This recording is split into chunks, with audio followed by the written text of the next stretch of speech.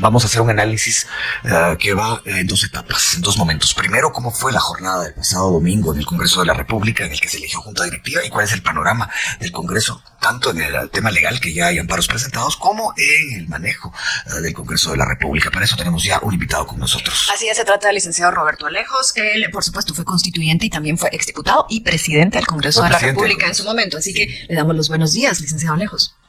No, buenos días a ustedes, muchas gracias por la invitación. A usted por contestarle, licenciado Alejos, cuéntenos, ¿cuál es cómo describiría usted, con su experiencia parlamentaria, lo que ocurrió el pasado domingo en el Congreso de la República? ¿Usted considera que se puso en riesgo la toma de posesión o se rescató esta con lo que ocurrió con esto, el movimiento Semilla, digamos, exigiendo la palabra? Adelante. Las dos cosas. Indiscutiblemente, el grupo que tenía el poder hasta el 14, por decirlo de alguna manera, habíamos advertido que no iba a querer contagio. Entonces, es evidente que se estuvo haciendo de todo, absolutamente de todo, especialmente por la vía judicial, para que la transición no se llevara a cabo. Y entonces esto no iba a pasar, a pesar de que nunca hubo pruebas, nunca hubo realmente temas que lograran parar la transición. El 14 ellos iban a seguir tratando de hacerlo, tratar de que no se diera esa transición, que el presidente Arevalo no recibiera sus credenciales y su juramentación, y empezaron entrampándonos desde el Congreso de la República, que fue algo que vimos venir. ¿Por qué lo vimos venir? Porque la Comisión de Credenciales, que es un mandato constitucional que está entre sus obligaciones calificar credenciales, había mandado una nota para que todos los diputados electos llevaran su papelería en la semana antes del 14 y pudieran revisar las credenciales. Solo consiste en ver que la credencial sea correcta y que coincida con el DPI, y que desde el día de la elección el diputado o diputada no haya caído en alguna de las prohibiciones que manda la Constitución, como por ejemplo, si Sandra Torres hubiera ganado la presidencia, entonces sus hijas no hubieran podido tomar posesión, y eso es lo que ve la Comisión de Credenciales. Ya no se toca, ya no se tema más. Sin embargo, formaron la comisión, le dieron tareas que no están con lo que es la Comisión de Credenciales. Se reunieron el 14, la presidió Javier Hernández, que para mí ya no era diputado, había dejado de ser diputado el 14 como un segundo, y se abrogaron funciones que no son de calificación de credenciales, como tomar la decisión de no darle posesión a un diputado que no tenía finiquito, o declarar independientes a un diputado basados en un comunicado de un partido, como el caso de la UNE, cuando ahí no había ninguna notificación de ningún proceso, y mucho menos tomar una acción de aprobar un acuerdo, que ya no eran diputados al estar aprobando acuerdos, y menos un acuerdo de decir que era para declarar a los diputados que tenía independientes, lo cual no es verdad. En todo caso, si vamos a estudiar qué es ilegal, el primer acuerdo aprobado por la legislatura anterior es lo que realmente nunca se debió haber dado, y por lo que deberíamos estar peleando y asumiendo lo demás. En esa línea, licenciado Alejos, y disculpe la interrupción, ¿cómo ve que esa comisión de verificación de credenciales haya cerrado la puerta y que un grupo de diputados haya forzado que se abriera? Y es que la comisión de credenciales solo tenía que recibir a los diputados de uno en uno. El diputado llega con su credencial, con su DPI, verifican que sea el dueño del DPI, el dueño de la credencial, que las credenciales no sean falsas y que no hayan caído en ninguna de las prohibiciones constitucionales. Eso se hace en un salón a puerta abierta, no tenían absolutamente nada que discutir ni nada que decidir. Pues parte de la trampa para tratar de alargar la toma de posesión, la juramentación de la nueva legislatura, alargando el día para tratar de que no se diera transición. Licenciado Alejos, recuerdo que el domingo, conversando con Orlando Blanco, también diputado, él decía que este trámite, por decirlo así, no tenía que demorarse más de 45 minutos. ¿Usted está de acuerdo? Pues no se había tomado ni siquiera media hora. El diputado llega, aquí está mi DPI, aquí está mi credencial original, las de las cuales ya ellos habían entregado fotocopias de transcurso de la semana, y ellos tenían que haber visto que ninguno de los diputados había incurrido en ninguna prohibición que estuviera sido electo, y nada más, ¿verdad? Pues justo para adelante, y después de sentarse en un salón a esperar a que empiece el acto protocolario de juramentarnos. Eso es todo. Al haber interrumpido la sesión, que estaba puertas cerradas, y haber entrado al debate y a la pelea, solo se cayó en la trampa de lo que ellos estaban buscando, que era alargar todo el día para tratar de que no se cumpliera con la hora de la transición, que al final, por poco, y se termina el día, y no arrancamos la sesión de transición antes de las 12 de la noche. Adelantémonos unas horas ese día. ¿Cómo vio usted este movimiento de la bancada Semilla, ya instalada la 10ª legislatura, de rodear a la comisión de debates y exigir la palabra? Sí, lo que sucede es que Y aquí las batallas se dieron de dos tipos, la batalla política y la batalla legal. Como han perdido la batalla política, porque no ganaron las elecciones, no lograron pasar a la segunda vuelta, la que logró pasar a la segunda vuelta perdió en la segunda vuelta, entonces toda esa batalla política la fueron transformando en una batalla legal. Y lo mismo trataron de hacer el 14, es decir, como perdieron la batalla política porque los diputados empezaron a salirse de las bancadas de lo que antes era conocido como el pacto para pasarse del lado del nuevo gobierno, entonces empezaron a perder sus votos, empezaron a perder la batalla política, entonces fueron por la batalla legal. Y la batalla legal empezó desde el momento en que quienes estaban presidiendo esta junta de debates no cumplieron con darle trámite a esa moción privilegiada que el partido había presentado, que se debió haber leído antes de la votación. Y entonces, ya usando una mala costumbre, pero que es muy común lamentablemente en los parlamentos del mundo, se dejaron ir todos sobre el presidente de la Junta Provisional de Debates para presionarlo y que le diera trámite, y que al final no le dio trámite a esa solicitud de moción privilegiada que hubiera dejado más claro el tema. Pero en ese sentido, licenciado Alejos, esto es seguir, digamos, yo creo que el primer reto de la nueva Junta Directiva es cambiar esa forma de trabajar adentro del pleno, ¿verdad? Y realizarla de la forma ordenada en que deberían hacer las cosas, pero respetando la ley. Y es que al no respetar la ley, entonces le dejaron ir encima a todos para presionarlo a que la respetara, y que nunca la respetó, ¿verdad? La buena intención cuando se legisló para que las 3 personas más antiguas en edad y en tiempo de servicio dirigieran la comisión de debates es porque se supone que son las 3 personas con más experiencia. Y lo que vimos, y ahora hay hasta memes borrándose de que presidió el tema, es que pueden haber estado muchísimo tiempo en el Congreso pero no tener la experiencia para dirigir la plenaria, y esto fue lo que provocó este zafarrancho, que ya es una costumbre de juego, una costumbre que dejaron las 2 legislaturas anteriores y que va a haber que ir cambiando, ¿verdad? La instalación de la 10ª legislatura y también lo que puede venir ahora, el manejo del Congreso. Nos acompaña Roberto Alejos, expresidente del Congreso y también constituyente. Vamos con la siguiente pregunta, Beatriz. Así es, licenciado Alejos, en su momento usted dijo que al Movimiento Semilla no le convenía disputar la Junta Directiva del Congreso. ¿Cómo lo ve hoy a la luz de lo que ocurrió el 14 de enero? Yo insisto en que realmente meterse como partido a manejar 2 organismos del Estado no era mi consejo ni era lo más conveniente, porque ya estamos viviendo ahorita un problema extra a los problemas que ya tiene el presidente Arevalo.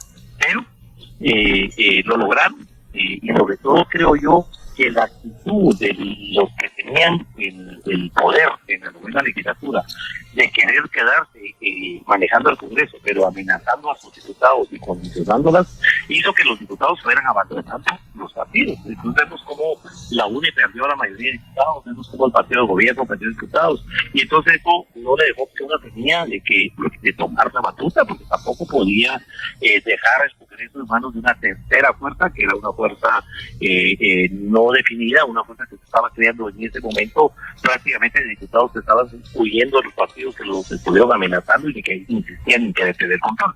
Ahí Semilla, pues entonces tomó la decisión, por lo que veo, aglutinemos esos votos, porque ellos llegamos y eso pues, y ahora pues tendrán 2 cargas, el organismo ejecutivo y el organismo legislativo, que deben empezar por ordenar la parte administrativa de los cuestiones, o sea, la dirección general, los directores de departamentos, y sobre todo este problema de las malas interpretaciones de la ley, porque la ley esta de transfugismo se hizo para que los diputados y diputadas no renunciaran de su partido y se convirtieran en diputados independientes y siguieran teniendo los mismos derechos que tiene un diputado de partido.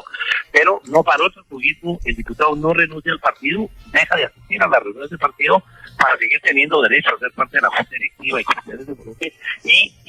y por eso es que no se vale decir que tenía son diputados independientes porque no lo son, ellos siguen siendo miembros de Semilla, estaban temporalmente suspendidos, ahora se discute que esa suspensión ya había terminado 2 días antes, pues se habían cumplido los 60 días y realmente solo fue manipular estas reformas para el transfugismo, porque ni Semilla estaba cancelado ni los diputados eran independientes.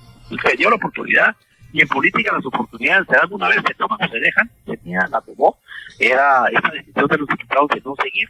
Se trata de aprovechar de que quieren cambiar tiene que cambiar su forma de trabajar, su forma de ser, tiene que subirse al barco de la transparencia, de la lucha contra la corrupción y Semilla pues tendrá que aprovecharlo y empezando por ordenar la casa para trabajar bien.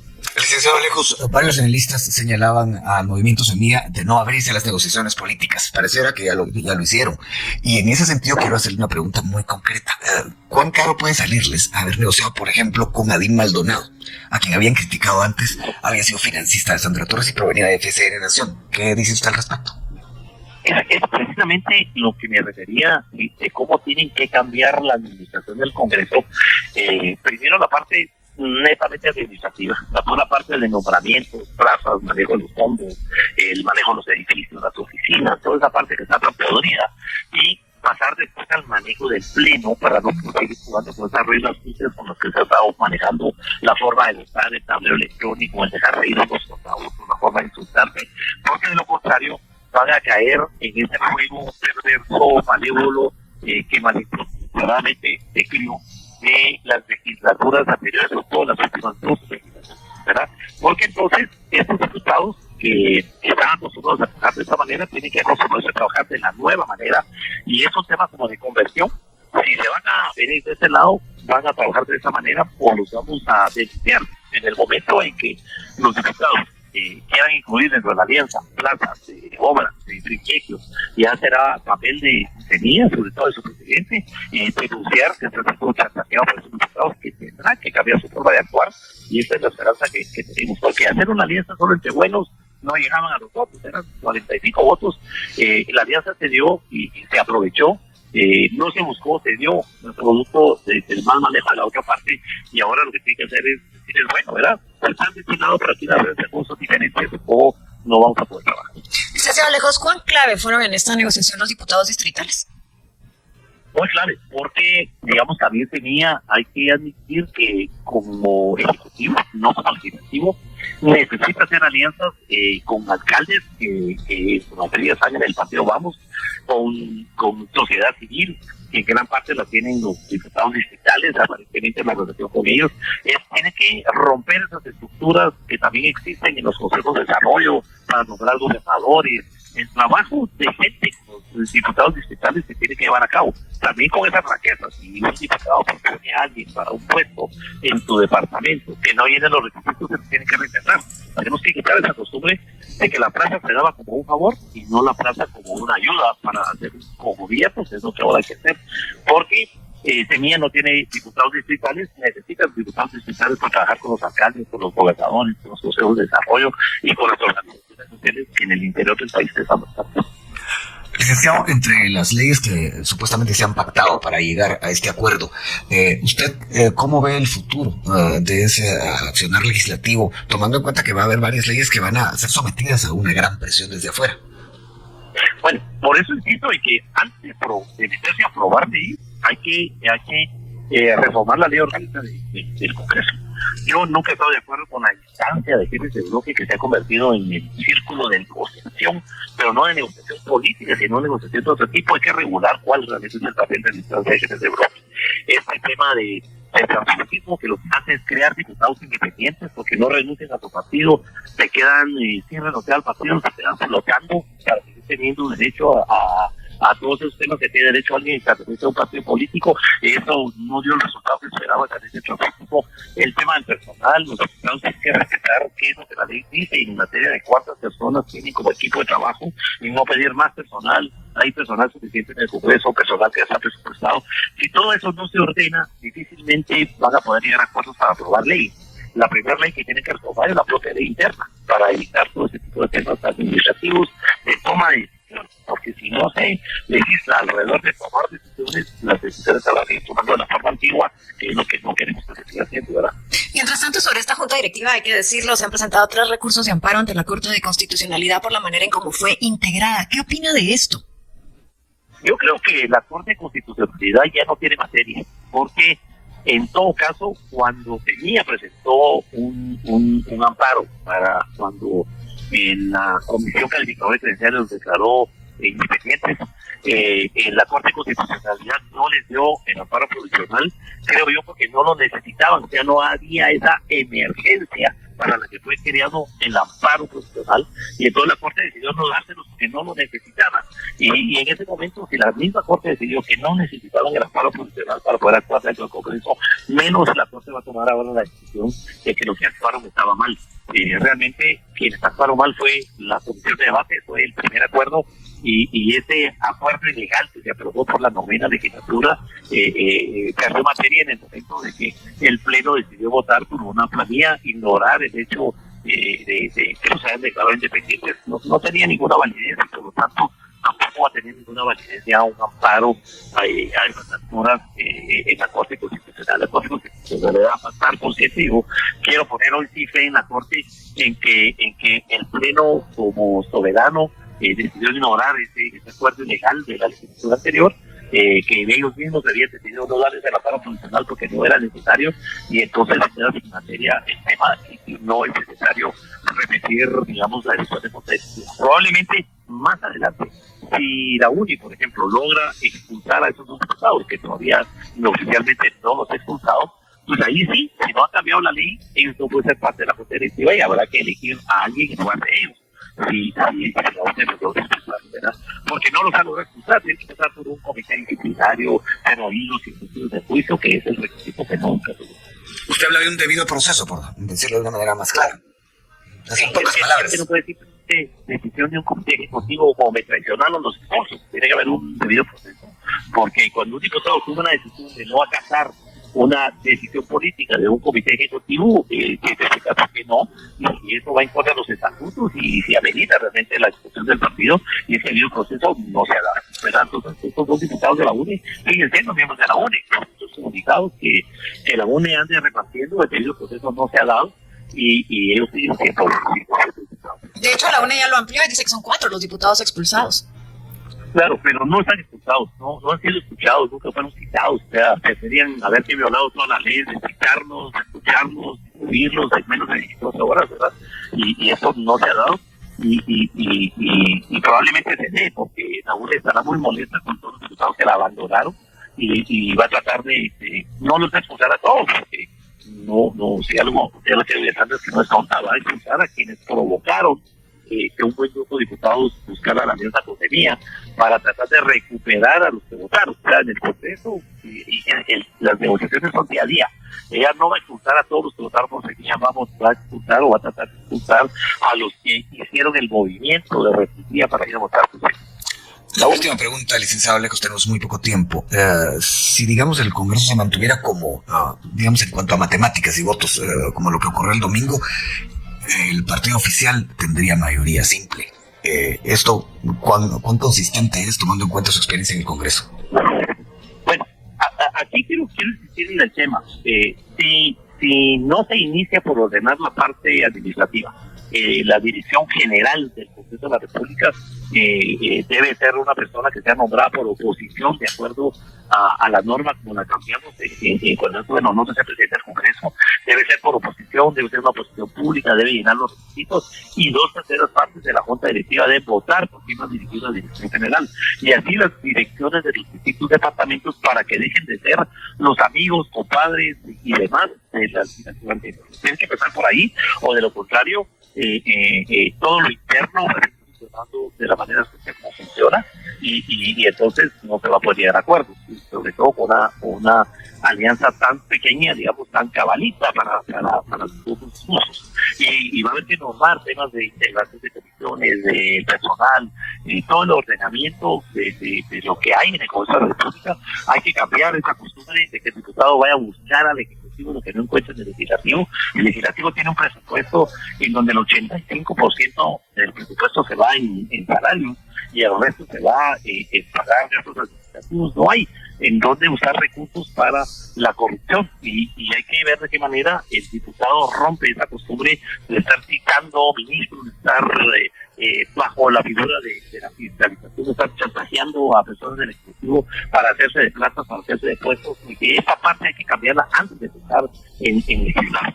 digamos que no hay que ir de prisa en el tema legislativo, porque primero hay que esperar a que el presidente de la República termine de armar su gabinete, termine de presentar su plan de gobierno, que diga realmente qué quiere hacer en 100 días y que vea qué puede hacer sin necesidad de ir a legislar todavía, porque el tema legislativo hay que planearlo bien, hay que hacer mesas de diálogo y no caer en esa legislación casuística que después nos causa problemas como el que tenemos ahorita, ¿verdad? Porque si no hubiéramos legislado como se legisló para mantener a Antel Maldana como está, ahora tenemos que mantener el Consejo para Fiscal para que esté de esta manera. Entonces el consejo era no agarren el Congreso, lo agarraron porque la oportunidad se dio, qué bien.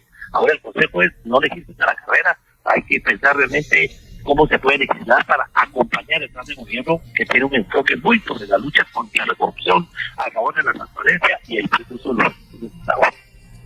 Gracias, licenciado Alejos. Y bien, hasta aquí el video de hoy. Recuerden que ustedes tienen la última opinión, la cual pueden dejar en la cajita de comentarios. Dicho esto, nos vemos en el siguiente video. Adiós.